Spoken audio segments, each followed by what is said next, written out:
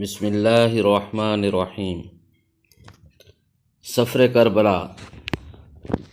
آج کی اس ویڈیو میں ہم آپ کو بتائیں گے کہ امام حسین کا سفر کربلا کب شروع ہوا، ان کے پاس کون کون سا سامان تھا، اور حضرت امام حسین رضی اللہ تعالیٰ عنہ سفر کربلا میں کس کس جگہ پر رکے اور کس کس سے ملاقات کی، کوفہ کے حالات کیسے معلوم ہوتے رہے کہ کوفہ میں کیا کچھ ہو رہا ہے۔ سب کچھ جاننے کے باوجود بھی امام وقت اپنے ارادے سے نہ ہٹے۔ چلیے اپنی اس ویڈیو کی جانب بڑھتے ہیں۔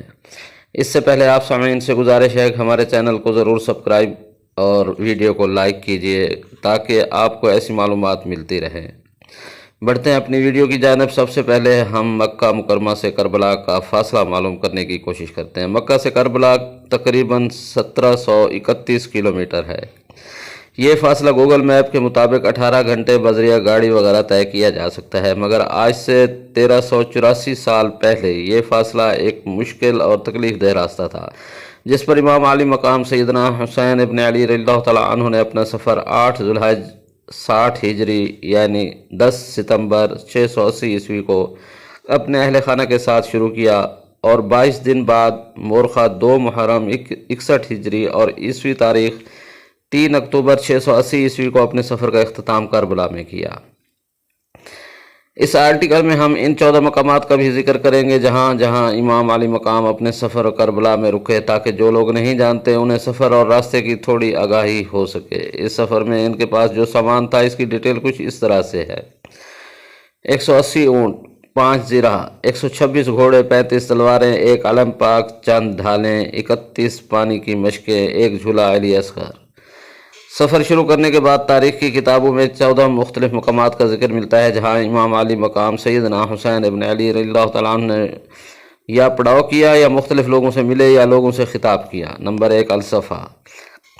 یہ پہلا مقام تھا جہاں امام علی مقام سیدنا حسین ابن علی رضی اللہ تعالیٰ عنہ اس جگہ پر رکے، عرب کے مشہور شاعر الفرزدق سے ملے اور اس سے کوفہ کے حالات پوچھے۔ شاعر بولا، کوفہ والوں کے دل آپ کے ساتھ ہیں اور ان کی تلواریں آپ کے خلاف ہیں۔ شاعر نے امام علی مقام سیدنا حسین ابن علی رضی اللہ تعالیٰ عنہ کو کوفہ جانے سے روکا، مگر امام علی مقام اپنا سفر شروع کر چکے تھے۔ نمبر 2 ذات یارہ۔ مکہ سے کوفہ جاتے ہوئے یہ دوسرا مقام ہے جو مکہ سے تقریباً 92 کلومیٹر پر ہے۔ اس مقام پر امام علی مقام سیدنا حسین ابن علی رضی اللہ تعالیٰ عنہ اپنے کزن عبداللہ ابن جعفر سے ملے، اور اس مقام پر عبداللہ ابن جعفر نے اپنے دونوں بیٹوں عون اور محمد کو امام علی مقام سیدنا حسین ابن علی رضی اللہ تعالیٰ عنہ کی خدمت میں پیش کیا اور ساتھ ہی امام کو کوفہ جانے سے روکا، جس پر امام علی مقام سیدنا حسین ابن علی رضی اللہ تعالیٰ عنہ نے جواب دیا، میری منزل اللہ کے ہاتھ میں ہے۔ نمبر 3 بطن الروما۔ یہ مقام ذات عرق سے کچھ کلومیٹر آگے ہے۔ یہاں امام علی مقام سیدنا حسین ابن علی رضی اللہ تعالیٰ عنہ نے قیس بن مشیر کے ہاتھ کوفہ والوں کو خط لکھا، اور یہاں امام علی مقام سیدنا حسین ابن علی رضی اللہ تعالیٰ عنہ کی ملاقات عبداللہ بن متی سے ہوئی جو عراق سے آ رہا تھا۔ عبداللہ نے امام کو آگے جانے سے روکا اور بولا، کوفہ والوں پر بھروسہ نہیں کیا جا سکتا، وہ اہل وفا میں سے نہیں ہیں۔ مگر امام علی مقام سیدنا حسین ابن علی رضی اللہ تعالیٰ عنہ نے اپنا سفر جاری رکھا۔ نمبر 4 زود۔ حجاز کی پہاڑی پر یہ ایک چھوٹا سا قصبہ تھا، اور یہاں پر حجاز کی پہاڑیوں کا سلسلہ ختم ہو جاتا ہے اور عرب کا تبتا ریگستان شروع ہو جاتا ہے۔ یہاں امام علی مقام سیدنا حسین ابن علی رضی اللہ تعالیٰ عنہ کی ملاقات زبیر ابن القین سے ہوئی۔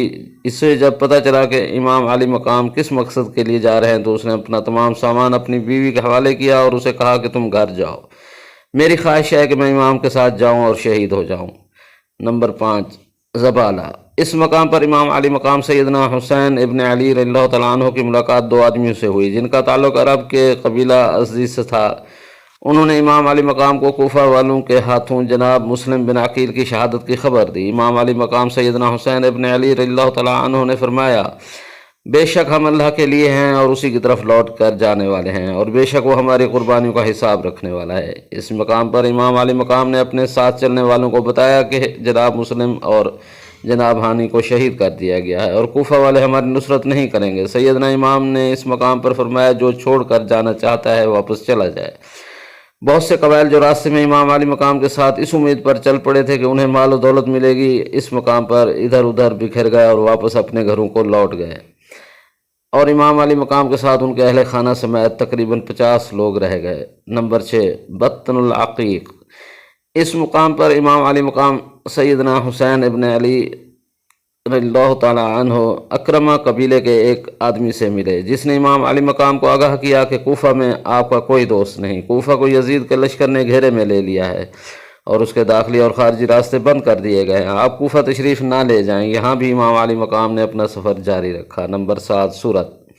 اس مقام پر امام علی مقام سیدنا حسین ابن علی رضی اللہ تعالیٰ عنہ نے رات بسر کی اور صبح اپنے قافلے سے کہا کہ جتنا پانی ہو سکتا ہے ساتھ لے لیں۔ نمبر 8، شرف۔ اس مقام پر امام علی مقام سیدنا حسین ابن علی رضی اللہ تعالیٰ عنہ کے ساتھیوں میں سے ایک چلایا کہ اس نے ایک لشکر کو اپنی طرف آتے دیکھا ہے۔ امام علی مقام فوراً قافلے کا رخ موڑ کر قریب ایک پہاڑ کے پیچھے لے گئے۔ نمبر 9، ذو حسم۔ اس مقام پر امام علی مقام سیدنا حسین ابن علی رضی اللہ تعالیٰ عنہ کی ملاقات حر اور اس کے 1000 سپاہیوں سے ہوئی جو پیاسے تھے۔ امام علی مقام سیدنا حسین ابن علی رضی اللہ تعالیٰ عنہ نے سب کو پانی پلانے کا حکم دیا اور بذات خود بھی سب کو پانی پلایا اور جانوروں کو بھی پانی پلایا گیا۔ اس مقام پر ظہر کی نماز ادا کی گئی اور سب نے مل کر امام علی مقام سیدنا حسین ابن علی رضی اللہ تعالیٰ عنہ کی امامت میں نماز ظہر ادا کی۔ اس مقام پر امام نے حر اور اس کے فوج سے خطاب کیا اور فرمایا، او اہل کوفہ، تم لوگوں نے میرے پاس اپنے قاصد بھیجے اور مجھے خطوط لکھے کہ تم لوگوں کے پاس کوئی امام علی مقام سیدنا حسین ابن علی رضی اللہ تعالیٰ عنہ نہیں ہے، اور میں کوفہ آؤں اور تم لوگوں کو اللہ کے راستے میں اکٹھا کروں تاکہ تم لوگ میری بیعت کر سکو۔ تم لوگوں نے لکھا کہ آپ اہل بیت ہیں اور ہمارے معاملات کو ان لوگوں کی نسبت جو ناانصافی کرتے ہیں اور غلط ہیں بہتر طریقے سے حل کر سکتے ہیں، لیکن اگر تم لوگوں نے اپنا ارادہ بدل لیا ہے اور منکر ہو گئے ہو اور اہل بیت کے حقوق نہیں جانتے اور اپنے وعدوں سے پھر گئے ہو تو میں واپس چلا جاتا ہوں۔ حر کے لشکر نے امام علی مقام سیدنا حسین ابن علی رضی اللہ تعالیٰ عنہ کو واپس نہیں جانے دیا اور انہیں گھیر کر کوفہ کی بجائے کربلا کی طرف لے گئے۔ نمبر 10، بیضا۔ امام علی مقام سیدنا حسین ابن علی رضی اللہ تعالیٰ عنہ اگلے دن بیضا پہنچے اور اس مقام پر پھر حر کے لشکر سے خطاب کیا، جس کا مفہوم کچھ اس طرح سے ہے۔ آپ نے فرمایا، لوگوں، رسول اللہ صلی اللہ علیہ وسلم نے فرمایا، جو شخص ایسے بادشاہ کو دیکھے جو ظالم ہو، اللہ کے حرام قرار دیے گئے کو حلال کہے، خدائی عہد و پیمان کو توڑے، سنت رسول کی مخالفت کرے اور اللہ کے بندوں پر گناہ اور زیادتی کے ساتھ حکومت کرتا ہو، تو وہ شخص اپنی زبان اور اپنے فعل اور اپنے ہاتھ سے اس بادشاہ کو نہ بدلے تو اللہ کو حق پہنچتا ہے کہ ایسے شخص کو اس بادشاہ کی جگہ جہنم میں داخل کرے۔ امام علی مقام سیدنا حسین ابن علی رضی اللہ تعالیٰ عنہ نے اس مقام پر مزید فرمایا، مفہوم، لوگوں، تمہیں معلوم نہیں جن لوگوں نے شیطان کی اطاعت اختیار کی اور اللہ سے منہ پھیرا، ملک میں فساد برپا کیا، حدود شرع کو معطل کیا اور مال غنیمت کو اپنے لیے مختص کر دیا، ایسی صورت میں مجھ سے زیادہ کس پر فرض عائد ہوتا ہے کہ وہ اصلاح کی کوشش کرے؟ میرے پاس تمہارے قاصد آئے اور خطوط پہنچے کہ تم نے بیعت کرنی ہے اور تم میرے مددگار بنو گے اور مجھے تنہا نہ چھوڑو گے، پس اگر تم اپنا وعدہ پورا کرو گے تو سیدھے راستے پر پہنچو گے۔ امام علی مقام سیدنا حسین ابن علی رضی اللہ تعالیٰ عنہ نے یہاں لوگوں کو اپنے حسب اور نسب کا حوالے دیا اور فرمایا، مفہوم، اگر تم اپنے وعدے سے پھر جاؤ گے تو تعجب نہیں، تم اس سے پہلے میرے والد اور میرے چچا زاد بھائی مسلم کے ساتھ ایسا ہی کر چکے ہو اور عن قریب اللہ مجھے تمہاری مدد سے بے نیاز کر دے گا۔ امام علی مقام سیدنا حسین ابن علی رضی اللہ تعالیٰ عنہ کی تقریر سن کر حر نے سیدنا امام سے کہا کہ اگر آپ نے جنگ کی تو آپ کو قتل کر دیا جائے گا۔ امام نے فرمایا، تم مجھے موت سے ڈراتے ہو اور کیا تمہاری شقاوت اس حد تک پہنچے گی کہ مجھے قتل کر دو گے؟ حر کے لشکر پر کوئی اثر نہ ہوا اور وہ امام علی مقام کو کربلا کی طرف گھیر کر لے جاتے رہے۔ نمبر 11، عذیب الحجنات۔ اس مقام پر امام علی مقام سیدنا حسین ابن علی رضی اللہ تعالیٰ عنہ کی ملاقات ترماح بن عیدی سے ہوئی، جس نے امام کو کوفے والوں کے خطرناک ارادے سے آگاہ کیا، جسے امام علی مقام سیدنا حسین ابن علی رضی اللہ تعالیٰ عنہ پہلے ہی جانتے تھے، اور امام علی مقام سے اپنے ساتھ کوہ آجا چلنے کی درخواست کی تاکہ سیدنا امام وہاں پناہ لے سکیں۔ امام علی مقام سیدنا حسین ابن علی رضی اللہ تعالیٰ عنہ نے فرمایا، مفہوم، اللہ تعالیٰ تمہیں اور تمہاری قوم کو جزائے خیر دے، ہم میں اور ان لوگوں میں عہد ہو چکا ہے اور اب ہم اس عہد سے پھر نہیں سکتے۔ نمبر 12، قصر بنی مقاتل۔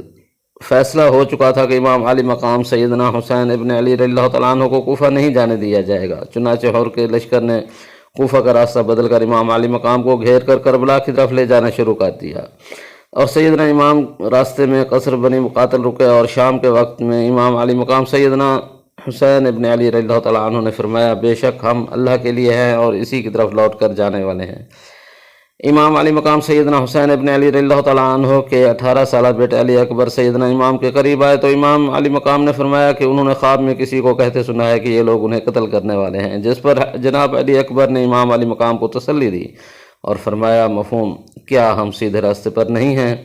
نمبر 13 نینوا۔ اس مقام پر حر کو ابن زیاد کا خط ملا جس میں اس نے لکھا تھا کہ امام جہاں ہیں انہیں وہیں روک لو اور انہیں ایسی جگہ اترنے پر مجبور کر دو جہاں پانی اور ہریالی نہ ہو۔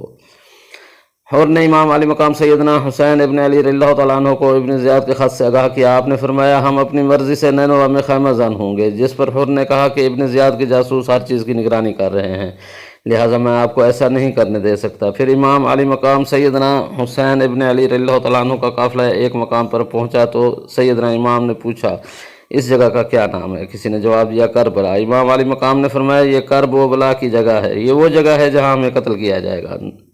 نمبر 14 کربلا۔ امام علی مقام سیدنا حسین ابن علی رضی اللہ تعالیٰ عنہ کے حکم پر کربلا کے میدان میں خیمے گاڑ دیے گئے۔ دریائے فرات خیموں سے کچھ میل کے فاصلے پر تھا اور یہ 2 محرم 61 ہجری کا دن تھا اور عیسوی کیلنڈر پر 3 اکتوبر 680 کی تاریخ تھی۔ نوٹ: اس آرٹیکل میں کربلا کے حالات تفصیلاً بیان نہیں کیے جا رہے۔ اس آرٹیکل کا مقصد امام علی مقام سیدنا حسین ابن علی رضی اللہ تعالیٰ عنہ کے مکہ سے کربلا تک کے سفر میں آنے والی منازل اور چیدہ واقعات کا ذکر کرنا تھا تاکہ جو لوگ نہیں جانتے انہیں 1731 کلومیٹر کے امام علی مقام سیدنا حسین ابن علی رضی اللہ تعالیٰ عنہ کے اس سفر کی تھوڑی آگاہی ہو۔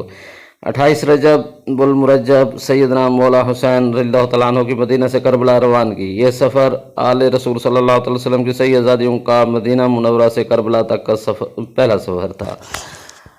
تعریف کے محتاج نہیں، یہ آل محمد ہیں، پھولوں کو کبھی عطر لگایا نہیں جاتا۔ اللہم صلی علی سیدنا محمد وعلی آل سیدنا محمد وعلی کل محب صلاۃ کمثل حبک مع حبیبک۔